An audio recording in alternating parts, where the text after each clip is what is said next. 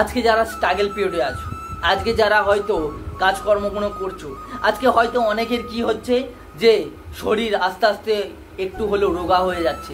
যারা একটা সময় স্ট্রাগলটা শুরু করেনি, শুরু যখন করেছে তখন কি ছিল, তাদের স্বাস্থ্য ভালো ছিল, এখন অনেকটা হয়তো দেখা যাচ্ছে স্বাস্থ্যটা ভেঙে গেছে। অনেকের কি হয়, চোখের নিচে কালি পড়ে গেছে, অনেকে হয়তো মুখে নানা রকম দানা বেরিয়ে গেছে। এবার ভালো করে বুঝে দেখো, একটা এক্সাম্পল দিচ্ছি, ভালো করে শুনে নাও, ভালো করে বুঝে নাও। একটা স্কুলের মধ্যে কি করে একটা টিচার সেই সমস্ত স্টুডেন্টকে এক জায়গায় জড়ো করে বলে যে এখানে তোমরা আজকে একটা নতুন কিছু শিক্ষা নিতে চলেছো, আজকে নতুন কিছু দেখতে চলেছো, নতুন কিছু জানতে চলেছো, নতুন কিছু শিখতে চলেছো। এবার সবাই তোমরা মনোযোগ সহকারে এখানে দেখো, বোঝো, তাহলে তোমরা অনেক কিছু এখান থেকে অ্যাবজর্ব করতে পারবে, অনেক কিছু শিখতে পারবে, অনেক কিছু জানতে পারবে। এবার যখন টিচার এই কথাটা বলে, সব স্টুডেন্ট একত্রে একটা হলে এসে সবাই বসে থাকে, সবাই এক্সাইটমেন্টের সঙ্গে থাকে যে কি না কি হবে। এবার তখন হঠাৎ করে টিচার কি করে যে একটা গুটি পোকা নিয়ে আসে। গুটি পোকাটা নিয়ে এসে বলে এটা থেকে কিভাবে প্রজাপতিতে রূপান্তরিত হবে সেটা তোমাদের কাছে আজকে তোমরা লাইভ সেটা দেখতে পাবে। তখন সবাই এক্সাইটমেন্টের সঙ্গে বলে হ্যাঁ স্যার, আমরা দেখতে চাই, আমরা খুব এক্সাইটমেন্টে আমি আছি, আমরা সত্যি ওই জিনিসটা দেখতে চাই। এবার বলে সবাই তোমরা ওয়েট করো, আমরা তোমাদেরকে দেখাবো।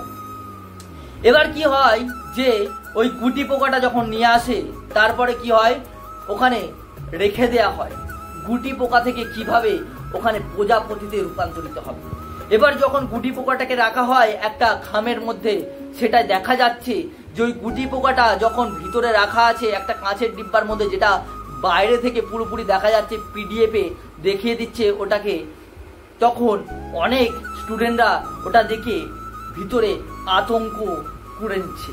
অনেক স্টুডেন্ট ওটা দেখে ভয় পেয়ে যাচ্ছে, কারণ ওই গুটি পোকা থেকে যখন প্রজাপতিতে রূপান্তরিত হচ্ছে তখন ওর অনেক জ্বালা হচ্ছে, অনেক কষ্ট হচ্ছে, অনেক ব্যথা বেদনা হচ্ছে। যখন ওটা হচ্ছে তখন স্যার বলে এটা দেখো তোমরা প্রজাপতিতে কিভাবে রূপান্তরিত হয়। এবার যখন দেখতে থাকে তখন ওর ভিতরে একটা স্টুডেন্ট হঠাৎ করে এই কষ্টটা না দেখতে পেরে কি করে, ওই গুটি পোকা থেকে যখন প্রজাপতিতে রূপান্তরিত হচ্ছিল ওই গুটি পোকাটাকে কি করে টেনে হিঁচড়ে বার করে দেয়।